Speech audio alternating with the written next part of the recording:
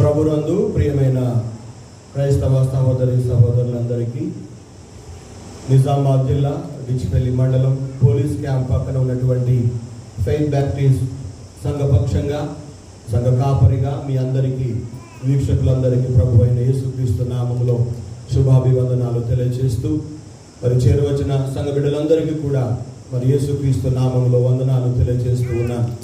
మరొకసారి ఈ విధంగా దేవుని యొక్క సన్నిధిలో చేరి దేవునిని ఆరాధించే గొప్ప భాగ్యం, దేవుని నామాన్ని మహిమపరిచేటువంటి ఒక సమయంతో పాటు దేవుని వాక్యాన్ని నేర్చుకోవడానికి దేవుడిచ్చిన గొప్ప భాగ్యాన్ని బట్టి నేను ఎంతగానో సంతోషిస్తూ ఉంటున్నా. ఈ ఏప్రిల్ నెల మొదటి ఆదివారమైనటువంటి ఆ యొక్క రోజున మనము ఆరాధనకు మరి ఆటంకములు ఏ విధంగా సాతానుడు కలిగిస్తాడో ఒక నిర్గమకాండము యొక్క ధ్యానాల్లో నుండి నేర్చుకున్నాం. రాజైన ఫరో మరి దేవుని ప్రజలైన ఇశ్రాయేలీయులు దేవునిని వెళ్ళి ఆరాధించకుండా 4 రకాలుగా వారికి అడ్డుపడినట్టుగా వాక్యంలో నుండి మనం నేర్చుకుంటూ వచ్చాం. మొదటి ఆటంకం ఏంటంటే, మీరు దూరంగా ఎందుకు వెళ్తారో ఆరాధించడానికి, ఈ దేశంలోనే ఎక్కడ ఒక చోట దేవుని ఆరాధించండి అంటూ ఆటంకాన్ని పెట్టాడు. రెండవదిగా ఫరో రాజు దేవుని ప్రజలు దేవుని ఆరాధించకుండా ఎలా అడ్డుపడ్డాడు అంటే, దూరం వెళ్ళినా పర్వాలేదు కానీ ఎక్కువ దూరం పోకండి, దగ్గరలోనే వెళ్ళి దేవుని ఆరాధించండి సరిపోతుంది కదా అనే ఒక సలహా ఇచ్చి ఆరాధనను ఆటంకపరిచాడు. మూడవదిగా దేవుని ప్రజలు దేవుని ఆరాధించకుండా ఫరో రాజు ఏ విధంగా కపటమైన ఆలోచన చేశాడు అంటే, పురుషులు మాత్రమే వెళ్ళి దేవుని ఆరాధించండి, స్త్రీలు పిల్లలు ఎందుకు అందరూ వెళ్ళి ఆయాసపడతారు అన్నట్టుగా ఒక మాయమైన మాటలు చెప్పి దేవుని ఆరాధించకుండా వారికి అడ్డుబండ వేశాడు. చివరిది 4వది ఏంటంటే, మీ మందలను, మీ పశువులను, మీ ఆస్తులను ఇక్కడ వదిలిపెట్టేసి మీరు వెళ్ళి దేవుని ఆరాధించండి అని ఆటంకపరిచాడు. అయినా మరి ఫరో మరి మోషే ఏ ఆటంకానికి కూడా లోబడకుండా, లేదు ఒక డెక్క కూడా మేము విడిచిపెట్టము, మేము మా భార్యలు, మా పిల్లలు, మా ఆస్తులు, మా మందలు, మా దుఃఖితులు అన్నీ తీసుకువెళ్ళి మేము దేవుణ్ణి ఆరాధించి వస్తాము అని ఆ ఫరో రాజుతో చెప్పినప్పుడు, మరి యెహోవా ఫరో రాజు హృదయాన్ని కఠినం చేసినప్పుడు ఆ రాజు అయిన ఫరో దేవుని ప్రజలను పంపడానికి ఒప్పుకోడు. అయితే ఈ విధంగా ఆ చరిత్ర అంతా కూడా మనం ధ్యానం చేస్తూ వస్తున్నాం. ఈ దినాన ఆ రాజు అయినటువంటి ఫరో అంతగా తన హృదయాన్ని కఠినపరుచుకుంటూ ఉన్నప్పుడు, లేదా దేవుని ద్వారా తన హృదయం కఠినపరచబడుతూ ఉన్నప్పుడు, దేవుని ప్రజల విడుదల ఆలస్యం అవుతూ ఉన్నప్పుడు, దేవుడు అక్కడ 10 అద్భుతాలు చేసినట్టుగా చరిత్ర అనగా దేవుని వాక్యాన్ని ఎరిగిన మనందరికీ తెలిసిన విషయమే. ఫరో మరియు అతని ప్రజలు ఇశ్రాయేలు వారిని శ్రమ పెట్టడాన్ని బట్టి దేవుడైన యెహోవా ఐగుప్తు దేశం మీదకి 10 తెగుళ్లను పంపినట్టుగా మనందరికీ తెలుసు కదా. ఆ తెగుళ్ళు ఏమిటి అంటే, 7వ అధ్యాయము 17 నుండి 21 వచనాలు చూస్తే నీళ్లను రక్తముగా మారుస్తాడు. రెండవ అద్భుతం ఏమిటంటే, 8వ అధ్యాయము 2 నుండి 6 వరకు చూస్తే భయంకరమైన కప్పలను పంపించి ఆ దేశాన్ని బాధిస్తాడు. అదేవిధంగా 3వ అద్భుతం ఏమిటంటే, అదే 8వ అధ్యాయం 16 నుండి 17 వరకు చదివితే భయంకరమైన పేలు దేశమంతా కూడా దేవుడు వ్యాప్తి చేయిస్తాడు. ఆ తర్వాత 4వ అద్భుతం ఏంటంటే, అదే 8వ అధ్యాయం 21వ వచనం నుండి 24 వరకు భయంకరమైన ఈగల గుంపులను దేవుడు ఐగుప్తు దేశం మీదకు పంపిస్తాడు. 5వ తెగులు ఏమిటంటే, 9వ అధ్యాయం 3 నుండి 6 వరకు చదివితే పశువులకు బాధాకరమైనటువంటి తెగుళ్లను దేవుడు పశువుల మీదకు పంపిస్తాడు. 6వ తెగులు అద్భుతం ఏమిటంటే, 9వ అధ్యాయం 9వ వచనంలో ఉంటుంది, భయంకరమైన దద్దుర్లు ఆ మనుషుల శరీరాల మీద దేవుడు కలుగజేస్తాడు. అదేవిధంగా 7వ తెగులు ఏమిటంటే, 9వ అధ్యాయము 18, 19 వచనాలు 23 నుండి 25 వచనాలు చూస్తే దేశమంతటా కూడా భయంకరమైన వడగండ్లు కురిపించి పంటలన్నిటిని కూడా ఆయన నాశనం చేస్తాడు దేవుడు. అదొక తెగులు పంపిస్తాడు.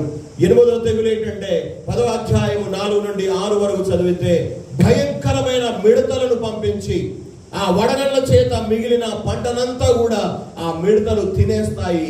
భయంకరమైన కరువు ఆ రాజ్యములో దేవుడు తీసుకొస్తాడు.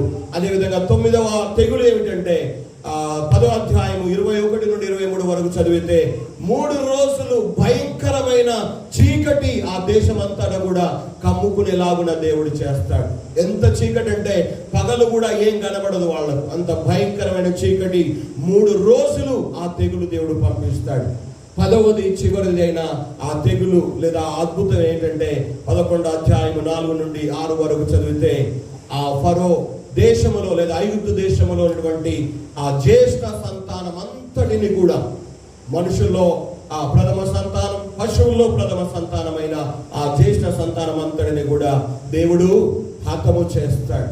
ఈ తెగుళ్ళన్నీ కూడా ఎందుకు పంపినాడు? ఈ 10 తెగుళ్ళు కూడా చూస్తే ఆ దేశం మీద ఆ 3 రకాలుగా మనం చెప్పొచ్చు. 3 రకాలుగా చెప్పొచ్చు. మొదటి రకమైన తెగులు ఏంటంటే ఐగుప్తు దేశ వనరులకు సంబంధించిన తెగులు పంపుతాడు. అంటే నీళ్లు రక్తముగా మార్చడం, అంటే ఆ నీళ్లు ఇక ప్రజలు త్రాగలేని ఆ రకంగా దేవుడు మార్చేస్తాడు. ఆ దేశం యొక్క వనరులను దెబ్బతీస్తాడు. రెండవ విధంగా చూస్తే ఆ తెగుళ్లలో కొన్ని తెగుళ్ళు ఆ దేశ పంటలకు, ఆ దేశం యొక్క ఆహార వ్యవస్థకు సంబంధించిన తెగుళ్ళు పంపుతాడు. ఏంటి? వడగండ్లు, మిడతలు. ఆహారం అంతా, ఆ పంటలన్నీ కూడా తినేస్తాయి. మొదటిగా ఆ దేశం యొక్క వనరులైన నీటిని రక్తముగా మార్చాడు. మరికొన్ని తెగుళ్ళేమో ఆ పంటలు పండకుండా దేవుడు తెగుళ్లను పంపాడు. మరికొన్ని వారి ఆరోగ్యానికి సంబంధించిన తెగుళ్లను పంపాడు. ఈ 3 రకాల తెగుళ్ళు దేవుడు ఐగుప్తు దేశం మీద, ఐగుప్తు ప్రజలకు ఎందుకు పెట్టాడు అంటే ఒకే ఒక కారణం. దేవుడనే యెహోవాను ఫరో రాజు తెలుసుకోకుండా, గ్రహించకుండా, ఆయన సామర్థ్యాన్ని ఆయన గ్రహించకుండా తను తాను హెచ్చించుకోవడం, గర్వించడం, దేవుని యొక్క చిత్తానికి అడ్డుపడడం ద్వారా తన మహత్వం ఏమిటో, తన సామర్థ్యం ఏమిటో, మరి ముఖ్యంగా ఫరో రాజు ఐగుప్తు దేశ ప్రజల యొక్క గర్వమును అణచడానికి దేవుడు ఈ తెగుళ్ళు పంపినాడు. దేవుడు నేను నిజామాబాద్లో రిజిస్ట్రేషన్ ఆఫీస్లో కూర్చున్నాను. బాంబే నుండి ఒక ఆయన ఫోన్ చేశాడు. ఫోన్ చేసి, అయ్యగారు మీతో మాట్లాడవచ్చా అన్నాడు. మాట్లాడవచ్చు అని చెప్పాను. సార్, బైబిల్లో నాకు ఒక విషయం నేను మీతో మాట్లాడాలనుకుంటున్నాను, మీ అభిప్రాయం తెలుసుకోవాలనుకుంటున్నాను అన్నాడు. పట్టపగలు 12 అయింది, ఆడ అందరూ ఉన్నారు, ఏం చేయాలో ఒకసారి చెప్పండి అన్నాడు. ఏం చెప్పాడంటే, రాజైన సౌలు కాలంలో సౌలును రాజుగా దేవుడు తొలగించిన తర్వాత ఆయన చాలా నష్టపోతాడు, బాధపడతాడు, చాలా కృంగిపోతాడు. ఆ సౌలు రాజు మాటలు ఏం చెప్తాడంటే, దేవుడు నాతో మాట్లాడడం లేదు, ప్రవక్తల ద్వారా మాట్లాడడం లేదు, స్వప్నముల ద్వారా కూడా దేవుడు నాకు ఏమి కూడా చెప్పకుండా ఉన్నాడు, నేను చాలా ఇరుకులో పడిపోయాను అని చెప్పి ఒక కర్ణ పిశాచి గల స్త్రీ దగ్గరికి పోయి చనిపోయిన ఆ ప్రవక్తను పైకి దేమని చెప్తాడు కదా. మనందరూ తెలుసు ఆ సంగతి. ఆ సందర్భాన్ని ఆయన జ్ఞాపకం చేసి, కర్ణ పిశాచి శక్తి ద్వారా సమూయేలు ప్రవక్త పాతాళం నుండి వచ్చి మాట్లాడా, లేకపోతే దేవుడే సమూయేలు ప్రవక్తను పంపాడా? ఈ ధర్మ సందేహం ఏంటో నాకు అర్థం కాదు. ఆఖరికి మీ అభిప్రాయం చెప్పండి సార్ అంటే నేను అన్నాను, బ్రతికించేవాడు, చంపేవాడు ఆయనే కదా. అదేవిధంగా పరలోకానికి కానీ పాతాళానికి కానీ పంపించేవాడు కూడా ఆయనే. అంటే నేను అన్నాను, రాజైన సౌలుకు ఒక విధంగా బుద్ధి చెప్పడానికి ఆ చనిపోయిన సమూయేలు ప్రవక్తను కూడా ఆ మాంత్రిక శక్తి గల స్త్రీ లేపడానికి దేవుడు అవకాశం ఇచ్చి ఉండొచ్చు, నాకు తెలియదు. చెప్పినప్పుడు ఆయన అన్నాడు, సార్ మీ మాటలు వింటున్నప్పుడు నేను ఎంతగానో ఆదరించబడ్డాను. నేను ఒకవేళ బాంబే నుండి వచ్చిన తర్వాత పర్సనల్గా మీతో వచ్చి కలిసి నేను చాలా విషయాలు మాట్లాడతాను సార్ అన్నాడు. నేను ఎందుకు ఈ మాట చెప్తున్నానంటే, మనుషుల యొక్క జీవితాలను మార్చడం, వారికి బుద్ధి చెప్పడం, వారు కలిగినటువంటి గర్వాన్ని అణచడానికి దేవుడు ఏదైనా చేస్తాడు, దేన్నైనా చేస్తాడు. దేవుని చిత్తం ఏమిటంటే 430 సంవత్సరాలుగా ఐగుప్తు దాస్యములో ఉన్నటువంటి దేవుని ప్రజలు దేవుని చిత్త ప్రకారం విమోచింపబడి దేవుడు వారికి వాగ్దానం చేసిన కానాను దేశం చేరాలి అన్నది దేవుని యొక్క చిత్తం. ఆ చిత్తానికి చాలా పర్యాయాలు ఫరో రాజు అడ్డుపడుతూ వచ్చాడు. దేవుని ప్రజలు నేను విడుదల చేయడం లేదా పంపడానికి, నేను ఆయన మాట వినడానికి యెహోవా ఎవడు అని 5వ అధ్యాయంలో ఫరో మాట్లాడిన మాట మనకు బాగా తెలుసు. మరి ఐగుప్తు ప్రజలు దేన్ని బట్టి గర్వించారు? వాళ్ళు అసలు దేన్ని బట్టి వారి జీవితంలో గర్వం ఉంది వారికి? ఐగుప్తు దేశంలో ఉన్న వాళ్లకు, ఈ లోకంలో చాలా మందికి గర్వం ఉంటుంది. గర్వం ఉన్న వాళ్ళని మనం చూస్తాం. గర్వించే వాళ్ళని ఎలా ఉంటారు? వాళ్ళు గర్వించే వాళ్ళు ఎలా ఉంటారు? మనలాగే ఉంటారు. మనలాగా 2 కళ్ళు ఉంటాయి, మనలాగా 2 చెవులు ఉంటాయి, ఒకే నోరు ఉంటుంది వాళ్ళకు కూడా. మనలాగే వాళ్ళు కూడా బట్టలు వేసుకుంటారు, కానీ గర్వంతో ఉంటారు. దేంతో ఉంటారు? గర్వించేవారుగా ఉంటారు. దేన్ని బట్టి గర్వం వస్తుంది? కొంతమందికి ఉన్న డబ్బును బట్టి గర్వం వస్తుంది. కొంతమందికి వారికి ఉన్నటువంటి అందాన్ని బట్టి గర్వం వస్తుంది. మరి కొంతమందికి వారికి ఉన్నటువంటి అంతస్తును బట్టి, అధికారాన్ని బట్టి, హోదాను బట్టి, వారికి ఉన్నటువంటి వనరులను బట్టి వారికి గర్వము వస్తుంది. కానీ ఐగుప్తు దేశంలో ఉన్న రాజుకు, ఐగుప్తు దేశ ప్రజలకు దేనిని బట్టి వారి గర్వం ఉంది? ఆ గర్వాన్ని దేవుడు ఎలా అణిచివేశాడో ఈ రోజున 3 విషయాలను మనం చూద్దాం. రండి. మొదటిగా, ఐగుప్తు దేశానికి చాలా వనరులు ఉన్నాయి. మంచి నదులు ఉన్నాయి. ఏమున్నాయి? మంచి నదులు ఉన్నాయి. ఒక నది పేరు చెప్తారా? ఐగుప్తు దేశం పక్క నుండి ఆ నది పోతా ఉంటుంది. ఏ నది? నైలు నది. ఏమి నది? నైలు నది. ఆ నదిని బట్టి ఆ దేశంలో చాలా విపరీతమైన వనరులు. ఆ నదిని బట్టి ఆ ఐగుప్తు దేశం చాలా వ్యాపారం చేసేది, చాలా విదేశీ సొమ్మును కూడగట్టుకునేది. ఆ నది ప్రవాహం వల్ల వారి దేశం ఎప్పుడు కూడా సస్యశ్యామలంగా ఉండేది. వాస్తవానికి ఆ దేశానికి ఉన్నటువంటి వనరులు చాలా గొప్ప వనరులు. ఆ దేశానికి వారికి ఉన్న వనరులను బట్టి వాళ్ళు ఎంతగానో గర్వించేవారు. యెహెజ్కేలు గ్రంథంలో ఆ మాటలు వ్రాయబడి ఉంటాయి. ఒకసారి మనము ఆ వాక్యానికి వెళదాం. యెహెజ్కేలు గ్రంథం 29వ అధ్యాయం మొదటి 3 వచనాలను చదువుదాం.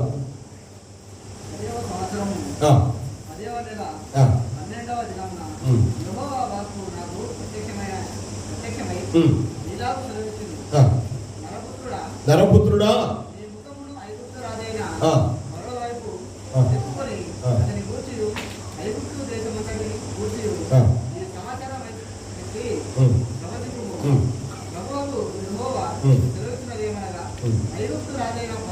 ఐగుప్తు రాజైన ఫరో నైలు నదిలో పండుకొని ఉన్న పెద్ద మొసలి,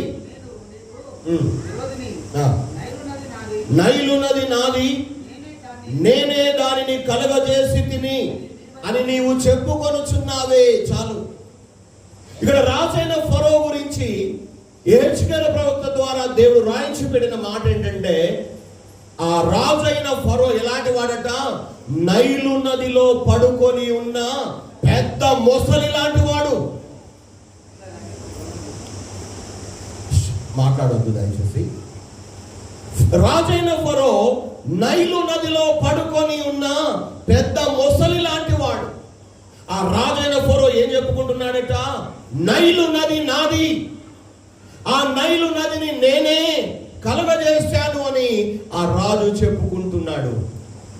గమనించండి, రాజుకున్నటువంటి గర్వం, ఆ దేశానికున్న గర్వం ఏంటంటే, ఒక మొసలి లాంటి వాడు, పెద్ద మొసలి లాంటి వాడు, నైలు నదిలో పడుకొని ఉన్న మొసలి లాంటి వాడు. మొసలికున్న బలం ఎక్కడ? నీళ్ళలోనే.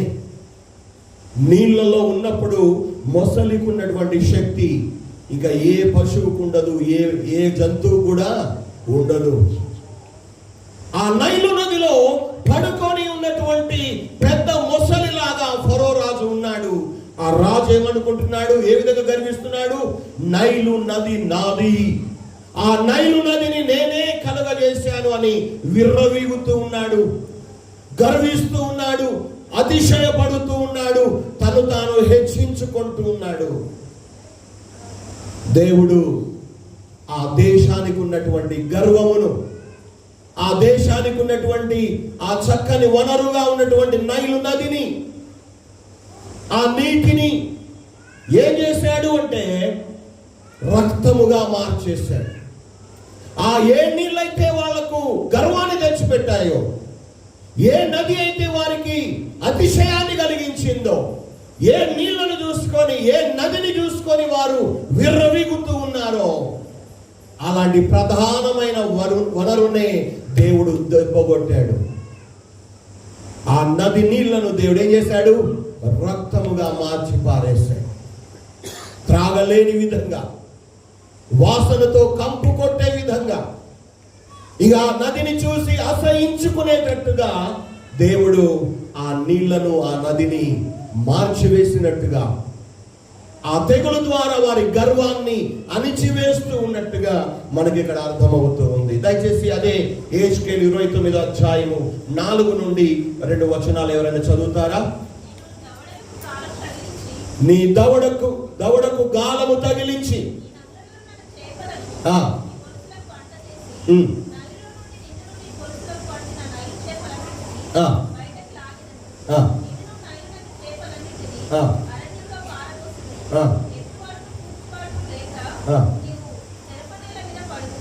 గమనించారా?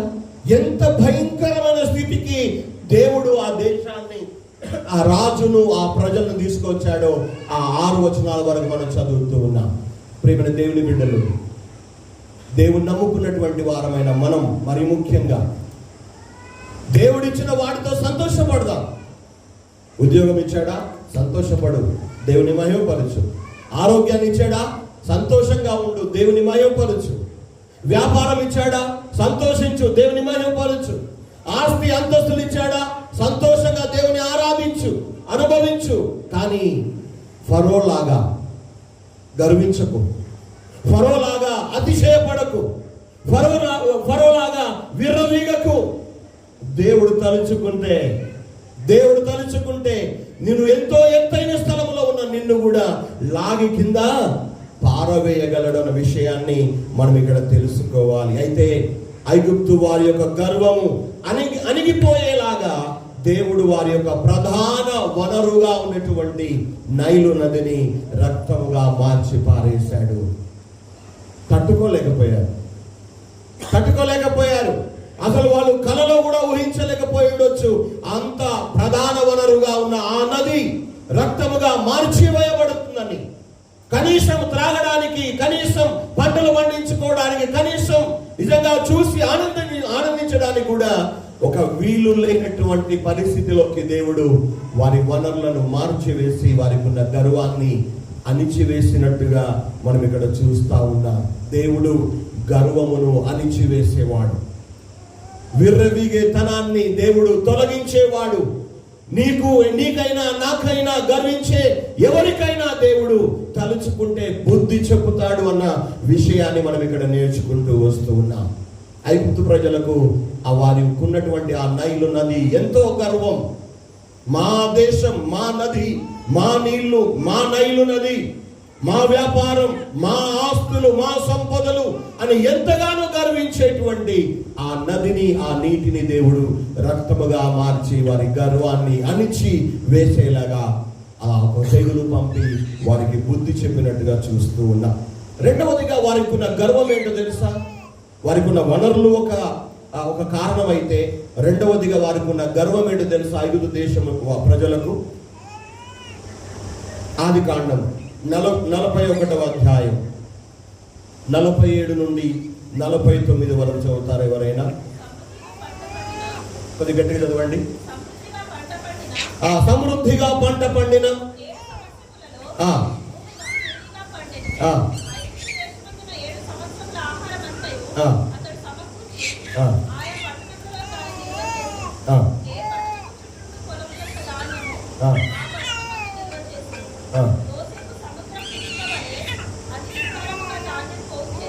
కాలం ఈ భాగంలో చూస్తే ఐగుప్తు దేశంలో ఉన్నటువంటి రెండవ వనరులు ఏంటంటే ఆ దేశంలో సమృద్ధిగా పంటలు పండుతాయి.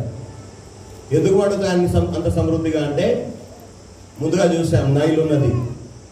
ఆ నదిని బట్టి, ఆ నీటిని బట్టి ఆ ఐగుప్తు దేశంలో సమృద్ధిగా పంటలు పండుతాయి. ఎంత సమృద్ధి అంటే ఇసుక రేణువులాగా, ఇక దాచిపెట్టలేనంతగా ఆ యొక్క ఐగుప్తు దేశంలో పంటలు పండేవి. అనగా ఐగుప్తు దేశము చాలా సారవంతమైన భూమి, అది నీళ్లు పారే దేశం. అందుచేత పంటలు సమృద్ధిగా పండుతూ ఉంటాయి. ఆహారానికి అక్కడ ఏ కొదువ కూడా ఉండదు. ఆ కారణం చేత వారి యొక్క పంటల సమృద్ధిని బట్టి, వారికి ఉన్న ఆహారాన్ని బట్టి ఐగుప్తు దేశ ప్రజలు గర్వించేవారు. మనం చదివినటువంటి ఈ వాక్య భాగంలో యోసేపు ఆ దేశానికి అధిపతిగా ఉన్న ఆ 7 సంవత్సరాల కాలంలో సమృద్ధిగా పంటలు పండినప్పుడు, కరువు కాలంలో ఐగుప్తు దేశ ప్రజలే కాకుండా చుట్టుపక్కల ఉన్న దేశ ప్రజలందరూ కూడా ఆహారం కొరకు ఐగుప్తు దేశం మీద ఆధారపడ్డారు అన్న సంగతి మనకు బాగా తెలుసు కదా.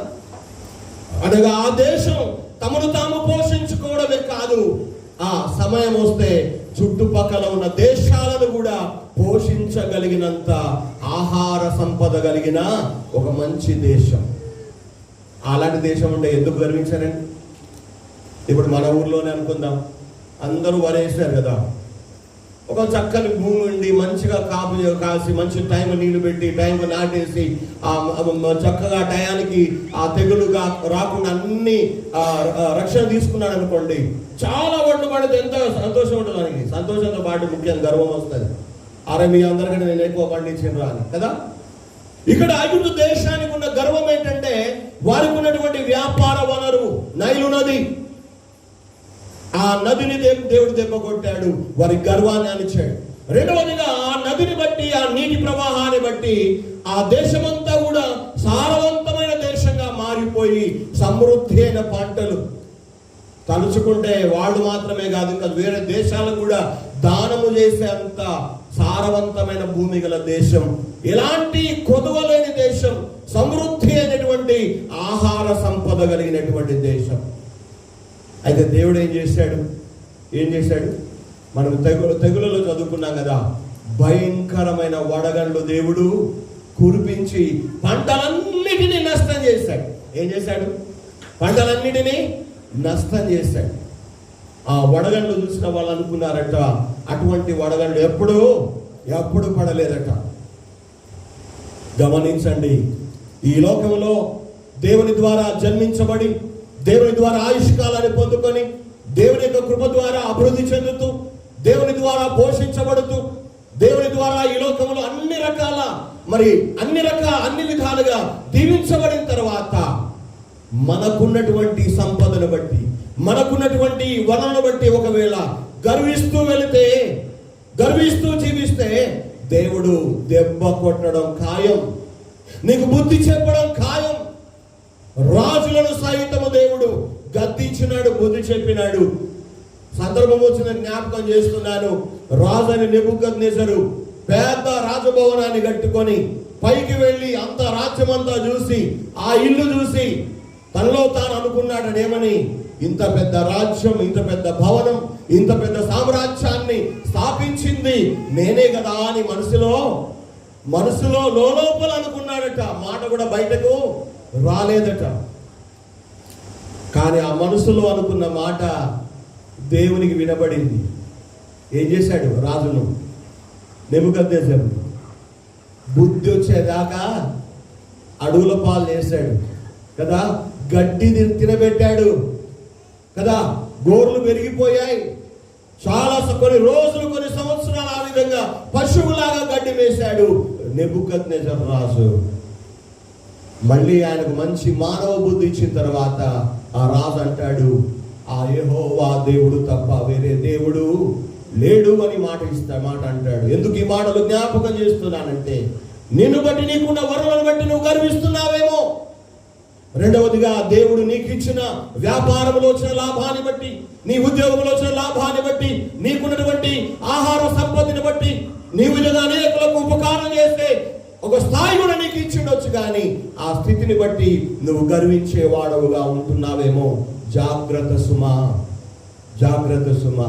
ఈ యొక్క తెగుళ్ళు లేకపోతే ఈ గర్వాన్ని అణచడం ఎందుకు అంటే, తాను మహాదేవుడనని, తన చిత్తాన్ని నెరవేర్చుకునేవాడనని, తాను అన్న మాట తప్పకుండా జరిగిస్తాడు అన్న విషయం రాజైన ఫరో, ఆ ఐగుప్తు దేశ ప్రజలు తెలుసుకోవాలి. ఆయన దాస్యంలో తన ప్రజలు విడిపించబడాలి అన్నది దేవదేవుని ఉద్దేశం.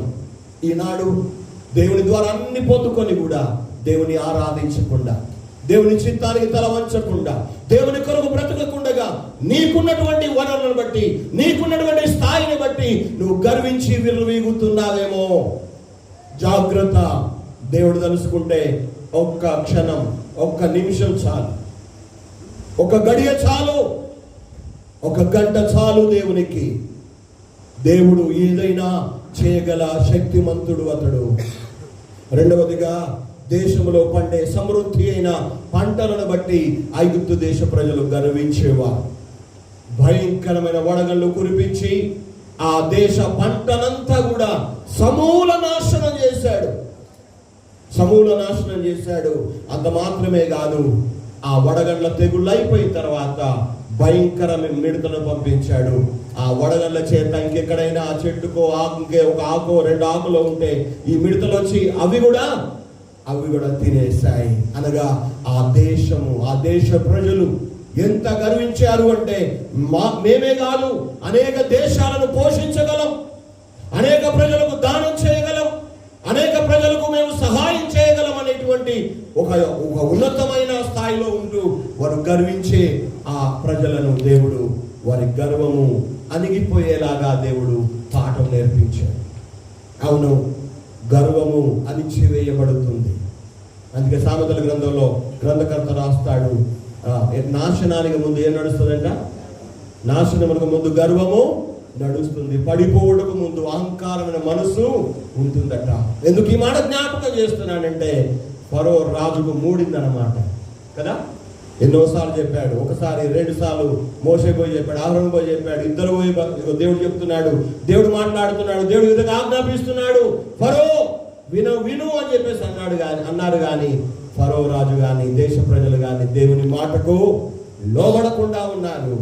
దేవుడు తెలియ చిత్తాన్ని నెరవేర్చలేదు కనుక దేవుడు వారికి ఒక పాఠాన్ని నేర్పి వారి గర్వాన్ని అణిచివేయాలనుకున్నాడు. మనం నేర్చుకుంటున్న పాఠం ఈరోజు అదే. మొదటిగా వారికి ఉన్నటువంటి ఆ ప్రధాన వనరైనటువంటి నైలు నదిని బట్టి వారు గర్వించారు. ఆ నదిని, ఆ నీటిని రక్తముగా మార్చివేసి వారి గర్వాన్ని అణిచాడు. రెండోది, వారికి ఉన్నటువంటి ఆ యొక్క సారవంతమైన భూమి గనక, చాలా ఆహార సంపద ఉంది గనక, ఆ సంపదను బట్టి గర్వించే వాళ్ళు గనక ఒకే రోజులో వడగండ్లు అదేవిధంగా మిడతల చేత ఆ దేశం యొక్క పంటంతా కూడా నాశనమయ్యేలా ఆయన చేశాడు. వారి గర్వాన్ని అణిచివేశాడు. మూడవదిగా, ఆ దేశానికి ఉన్న గర్వము యొక్క కారణం ఏంటి? మొదటిది నైలు నది, రెండవది ఆహార సమృద్ధి, మూడవది ఏంటంటే ఐగుప్తు దేశ ప్రజలకున్న వైద్య పరిజ్ఞానం. ఏంటట? వాళ్ళకున్న గర్వం యొక్క కారణం ఏంటి? మూడవది వైద్య పరిజ్ఞానం. వాళ్లకు తెలిసినంత వైద్యం, ఐగుప్తు దేశంలో ఉన్న ప్రజలు తెలిసిన వైద్యం ఆ రోజుల్లో ఎవరికి ఉండేదిగా. మెడికల్ కదా, వైద్య పరిజ్ఞానం వాళ్ళకి చాలా ఉంటుంది. ఎందుకంటే అదే ఆదికాండం 50వ అధ్యాయంలో మొదటి 3 వచనాలు చూస్తే, ఐగుప్తు దేశంలో మంచి వైద్యులు ఉండేవాడు, డాక్టర్స్. ఆ రోజుల్లోనే అంత మంచి డాక్టర్స్ ఉన్నారు అంటే మనం నోరు వెళ్ళబెట్టాలి. యోసేపు తండ్రి యాకోబు చనిపోయినప్పుడు యోసేపు అక్కడ ఉన్న వైద్యులకు ఒక మాట చెప్తాడు. ఏమని? నా తండ్రి చనిపోయాడు, నా తండ్రి దేహాన్ని సుగంధ ద్రవ్యాలతో సిద్ధపరచుమని వైద్యులకు చెప్పినప్పుడు అలా సిద్ధం చేసి ఆ యాకోబు యొక్క దేహము పాడు కాకుండా ఆ రోజుల్లోనే 70 రోజులు ఆ దేహాన్ని కాపాడుతారు. ఎన్ని రోజులు? ఈరోజు మనిషి చచ్చిపోతే రేపటికల్లా వాసన వచ్చేస్తుంది, చచ్చిపోయిన రోజేమో ఆటోలు వస్తాయి, చచ్చిపోయిన రోజే అప్పుడు ఇంకా వాసన రానే రాదు. ఈడ డెడ్ బాడీ ఆడకలే పెట్టుకొని వస్తాను కదా. కానీ ఆ రోజుల్లో యాకోబు చనిపోయిన కాలంలో యోసేపున్న ఆ రోజుల్లో తన తండ్రి దేహాన్ని ఐగుప్తు దేశ వైద్యులు పాడు కాకుండా 70 రోజులు కాపాడినారు. వాళ్ళకి ఎంత జ్ఞానం ఉంటే ఆ విధంగా చేస్తారు. మన ఐబీసీ ప్రెసిడెంట్ జేమ్స్ చెరియన్ అని 1997లో అమెరికా వెళ్ళాడు. డిసెంబర్ 10th ఆయన ఒక యాక్సిడెంట్ అయింది. డిసెంబర్ 10వ తారీఖు 97లో కారు యాక్సిడెంట్. సాయంత్రం పూట ఆయన ఒక చర్చ్కి వెళ్తున్నాడు వాక్యం చెప్పడానికి. ఆ చీకట్లో ఆ రోడ్ ఇలా కరువు ఉంటుంది అన్నమాట, మలుపు ఉంటుంది, ఒక పెద్ద కాలువ ఉంటుంది. ఆ బ్రిడ్జ్ మీద ఆయన వెళ్తున్నాడు. మరి ఎందుకు ఎలా ఏదో తెలియదు కానీ ఆయన కంట్రోల్ తప్పేసి కారుతో పాటు ఆ కాలువలో పడిపోయాడు. ఆ చీకటి సమయం కనుక ఆ పడినప్పుడు ఎవరు చూడలేదు ఆయన్ని. రాత్రంతా కారు ఆ నీళ్ళలోనే ఉండిపోయింది, ఆ కాలువలో. తెల్లారిన తర్వాత ఆయన డెడ్ బాడీ దొరికింది. అయితే ఇక్కడ బోధనకి ఆయన 10వ తారీఖు చనిపోతే 22వ తారీఖు నాడు ఆయన సమాధి చేశారు. అంటే దాదాపుగా 12 రోజులు. అమెరికా నుండి పెట్టే వచ్చింది, ఇప్పి చూసాము, ఏ వాసన లేదు. దాన్ని ఏమంటారు ఇప్పుడు పరిభాషలు ఏమంటారు? ఎంబాంబింగ్ అంటారు. ఎంబాంబింగ్ కదా. రక్తం అంతా తీసివేసి ఏదో ఇంజెక్షన్స్ అవి పెట్టేసి కెమికల్స్ నింపేసి బాడీ పాడు కాకుండా కాపాడతారట. కానీ ఐగుప్తు దేశం యొక్క వైద్యులు చూడండి, ఆ రోజుల్లోనే ఒక మృతదేహాన్ని, చచ్చిపోయిన మనిషి దేహాన్ని 70 రోజుల వరకు భద్రము చేయగలిగారు. అంటే ఏ పరిజ్ఞానము లేని ఆ రోజులలోనే వారు ఆ దేహాన్ని అన్ని రోజులు భద్రం చేశారు, చేయగలిగారంటే ఆ దేశంలో ఉన్న వైద్య పరిజ్ఞానం ఎంత గొప్పదో మీరు ఆలోచన మనం చేయవచ్చు. ఐగుప్తు దేశానికి గర్వం ఎందుకంటే వారికి ఉన్న ప్రధాన వనరు ఏంటి? వ్యాపార వనరు నైలు నది. ఏజ్కేల్ అంటున్నాడు కదా, ఫరో రాజు ఎలాంటి వాడట? నైలు నదిలో పడుకొని ఉన్న పెద్ద మొసలి. నైలు నది నాది, నేనే ఆ నదిని కలుగజేశానని విర్రవిగా వాడు గర్వించేవాడు. దేవుడు ఒక్క దెబ్బ కొడితే చేపలు బీపలన్నీ ఒడ్డుకొచ్చి పడి కొట్టుకు తెచ్చారు. గర్వం అంతా అణిగిపోయింది, అణిచివేయబడింది. రెండవదిగా చూసాము, దేశాలనే పోషించిన ఈ ఐగుప్తు దేశం దేవుడు కొట్టిన ఒక్క దెబ్బకు పంటలు లేకుండా, తినడానికి తిండి లేకుండా అల్లాడిపోయింది.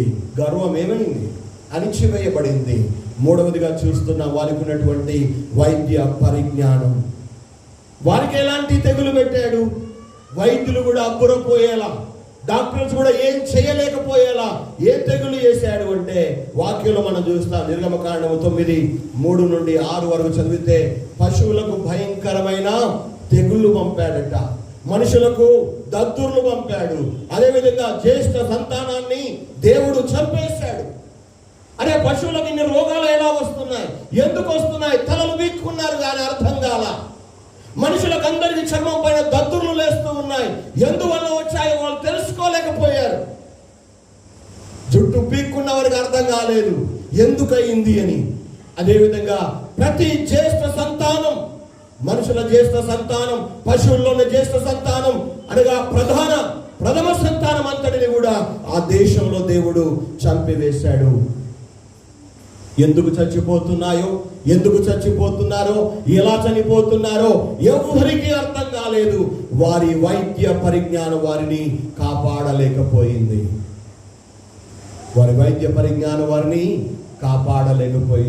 తలలు పట్టుకొని కూర్చున్నారు.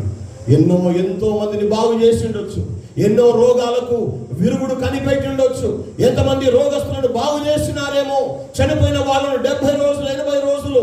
ఇప్పటికి కూడా మనం వింటాం ఏంటంటే పిరమిడ్స్ కదా, పిరమిడ్స్. ఆ పిరమిడ్స్ లోపల ఏముంటాయి? పిరమిడ్స్ లోపల ఏమున్నాయి? శవాలే ఉన్నాయి. ఆ శవాలు భద్రంగా ఉన్నాయట. ముఖము అంతా కూడా అట్లాగే ఉంటుంది, కానీ ఎండిపోతారు, కానీ ఏ వాసన రాకుండా అట్లా భద్రం చేశారు. పిరమిడ్స్ లో అన్ని కూడా శవాలే ఉంటాయి. అంటే ఇంత చక్కని దేశం, దేవుడిచ్చినటువంటి వనరులను బట్టి దేవుడు వారికి ఇచ్చిన ఉపాధిని బట్టి, దేవుడు వారికి ఇచ్చిన జ్ఞానాన్ని బట్టి విర్రవీగారు, గర్వించారు, అహంకారముతో నిండిపోయారు. దేవుడు వారికి బుద్ధి చెప్పి వారి గర్వాన్ని అణిచివేసి తన ప్రజలను వారి దేశం యొక్క వారి చేతిలో నుండి విడుదల చేయడానికి, విమోచించడానికి దేవుడే ఇక్కడ జోక్యం చేసుకొని నిలబడుతున్నట్టుగా మనకు అర్థమవుతుంది. అందుకే నేను అంటూ ఉన్నాను, దేవునితో కానీ దేవుని ప్రజలతో కానీ ఎప్పుడు కూడా విరోధం పెట్టుకోవద్దు.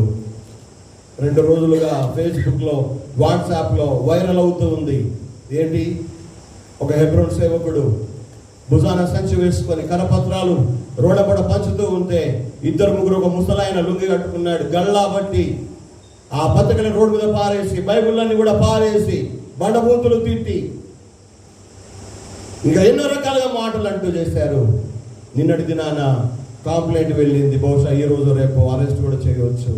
కానీ ఎందుకు ఈ మాట చెప్తున్నానంటే, దేవుని ప్రజల పక్షమున దేవుడు నిలబడి వ్యాజ్యమాడతాడు. దేవుని శత్రువుల యొక్క గర్వాన్ని అణిచివేస్తాడు. దేవుడి శత్రువులకు దేవుడు బుద్ధి చెబుతాడు. తన ప్రజలను విడిపించడానికి, తన ప్రజలు విమోచన పొందడానికి దేవుడు తలుచుకుంటే దేవుడు ఏదైనా చేయగల సమర్థుడని ఇక్కడ ఈ వాక్యం ద్వారా మనము అర్థం చేసుకుంటూ ఉన్నాము. ఈ రోజున కూడా దేవుని ప్రజలు లేదా మనుషులు గర్వించడం లేదా? ఈ రోజుల్లో కూడా ప్రపంచ దేశాలు కూడా ఇలాగే గర్విస్తున్నాయి. ఎలా? వారికి ఉన్నటువంటి వనరులను బట్టి, వారికి ఉన్న ఆహార సమృద్ధిని బట్టి, వారికి ఉన్న జ్ఞానాన్ని బట్టి విర్రవీగుతూ ఉంటున్నాయి ప్రపంచ దేశాలు కూడా. ఫలితం ప్రస్తుతం మనం చూస్తున్న తెగుళ్ళు, కరువులు, కాటకాలు. గత మూడు సంవత్సరాలుగా మరి ముఖ్యంగా కరోనా. ఏంటి కరోనా? క్యా కరోనా అనేది సమజమైనయా కదా? కరోనా వచ్చింది కానీ ఏం చేయాలి ఎవరికి అర్థం కావట్లేదు. నిన్న మొన్నటి చూస్తున్నాం 4వ వేవ్ కూడా స్టార్ట్ అయిపోయింది అని. 4వ వేవ్ స్టార్ట్ అయిపోయి ప్రపంచ దేశాలన్నీ వణికిపోతున్నాయి. వారి జ్ఞానం ఏమైంది? వారి మేధా సంపత్తి ఎక్కడ పెట్టారు? వారికి ఉన్నటువంటి అతిశయం, వారికి ఉన్న గర్వం, వారి వనరులు ఏమైపోయాయి? ఇప్పటికి కూడా కరోనాకు కరెక్ట్ వైద్యం లేదని చెప్తున్నారు కానీ సూదులు కూడా వస్తున్నారు, హాస్పిటల్ అడ్మిట్ చేస్తున్నారు, ఏమో చేస్తున్నారు.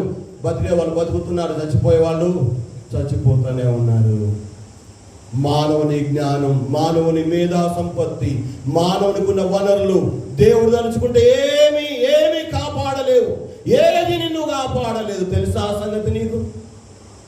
దేనికి ఆ గర్వం? దేని బట్టి అహంకారం? దేని బట్టి అతిశయం? నీకున్న జ్ఞానమా? నీకున్న అంతస్తా? నీకున్న ఆస్తులా? నీకున్న అధికారమా? నీకున్న హోదానా? దేని బట్టి నీకు గర్వం? దేని బట్టి అతిశయం?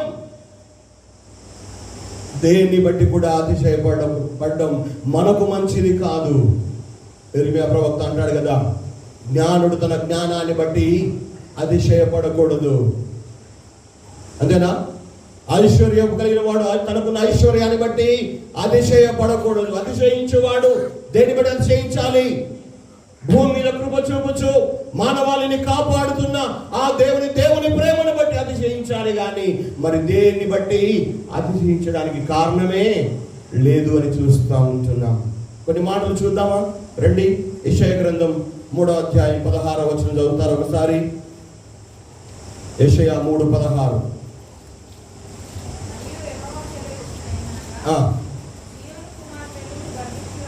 సియోను కుమార్తెలు గర్విష్ఠురాండ్రై మెడచాచి నడుచుచు, ఓర చూపులు చూచుచు,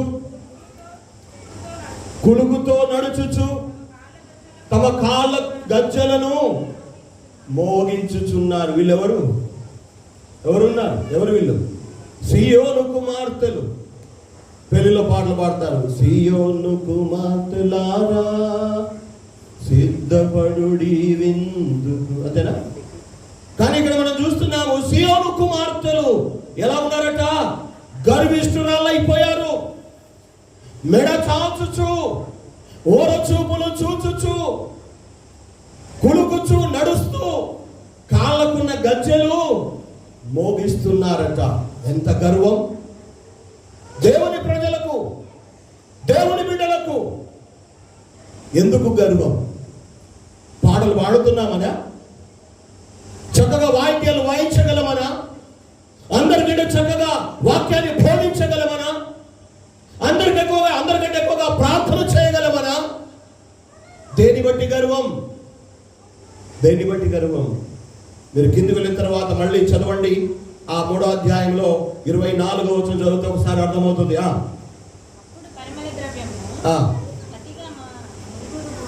పరిమళ ద్రవ్యానికి ప్రతిగా మురుగుడును, నడికట్టుకు ప్రతిగా త్రాడును, అల్లిన జడకు ప్రతిగా బోడితలయు,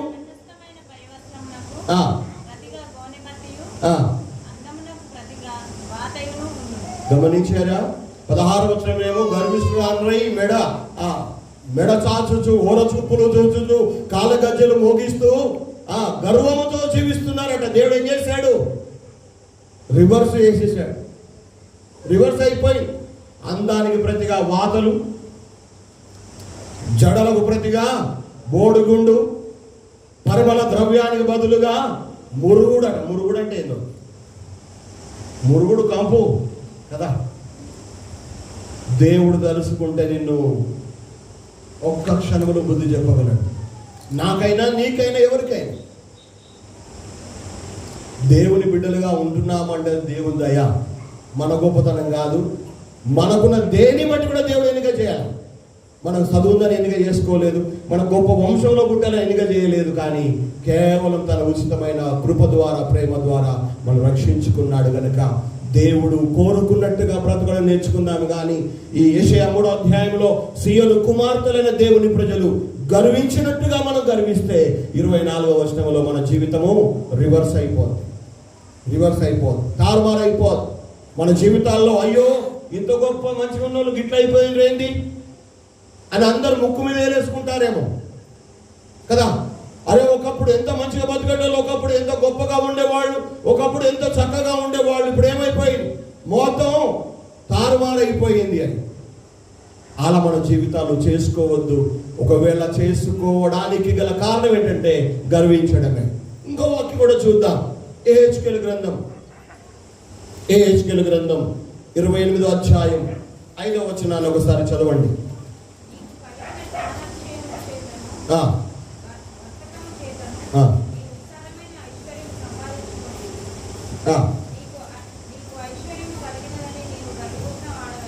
చాలమ్మా. ఈ భాగంలో చూస్తే 29, 28 5 ఏం చెప్పారు? 28 5. నీకు కలిగిన జ్ఞానాతిశయము చేతను, వర్తకము చేతను నీవు విస్తారమైన ఐశ్వర్యము సంపాదించుకొంటివి. నీకు ఐశ్వర్యము కలిగినదని నీవు గర్వించిన వాడివైతివి. యెషయా 3లో దేవుని ప్రజలు గర్వించారు. వాళ్ళ జీవితాలు దేవుడు తారుమారు చేశాడు. ఇక్కడ కూడా మనం చూస్తూ ఉంటున్నాం ఏంటంటే, ఇక్కడ కూడా ఒక దేవుని బిడ్డలు ఏమనుకుంటున్నారు? జ్ఞానాతిశయం, వర్తకం, ఐశ్వర్యము చేత సంపాదించుకొని గర్విస్తూ ఉంటున్నారు. ఏం చేశాడు దేవుడు? 17వ వచనం, నీ సౌందర్యము చూసుకొని నీవు గర్వించిన వాడవై నీ తేజస్సు చూచుకొని నీ జ్ఞానమును చెరుపుకొంటివి.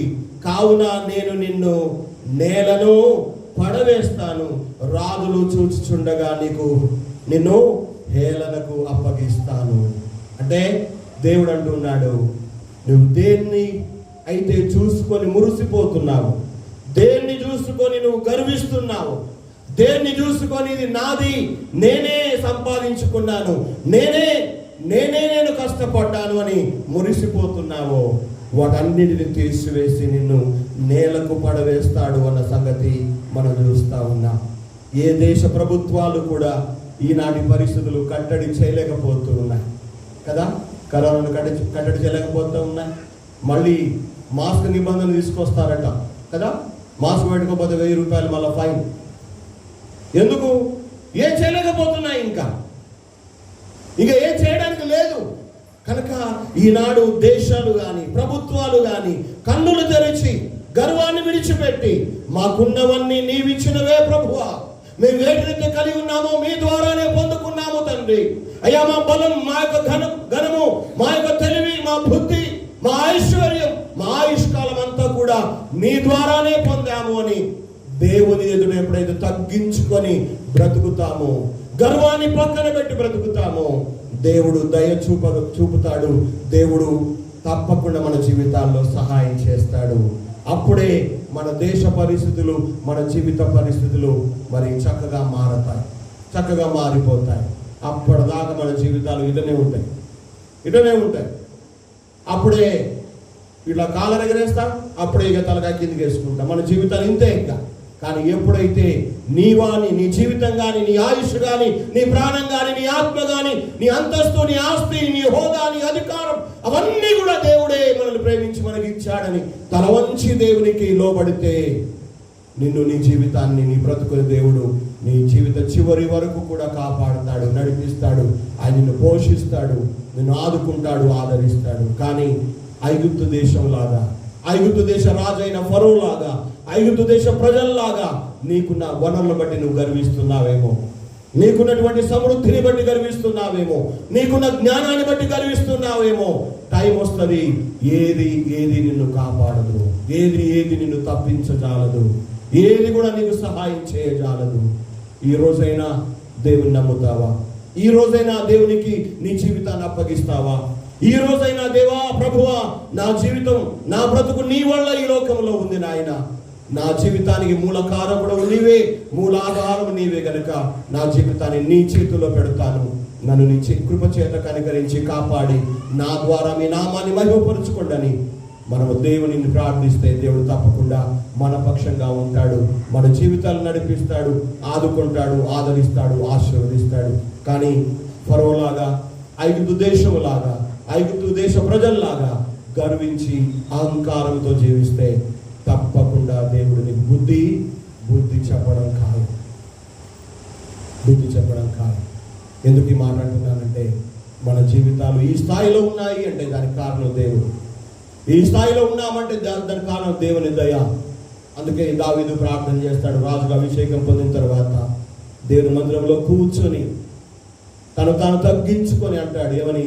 ఇంతగా నీవు నన్ను హెచ్చించుటకు నేను ఏ పాటి వాడు, నేను ఎంతటి వాడు, నా కుటుంబం ఏ పాటిది అంటాడు.